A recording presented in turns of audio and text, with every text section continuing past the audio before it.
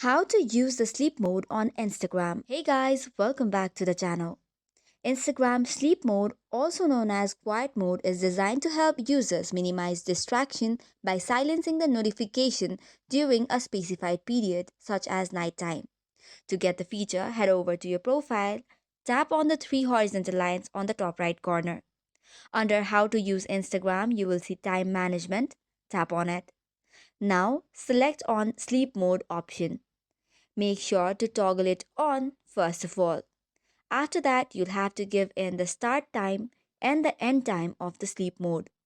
This is the time duration whereby your Instagram notification will not be available. Additionally, you can choose the days in which the sleep mode is available. Once you have chosen the specific dates, tap on Save button. Now, Instagram will remind you to close the app during your designated sleep mode hours if you try to use it. So that's it for today's video. For more such contents, do not forget to hit the like and subscribe button.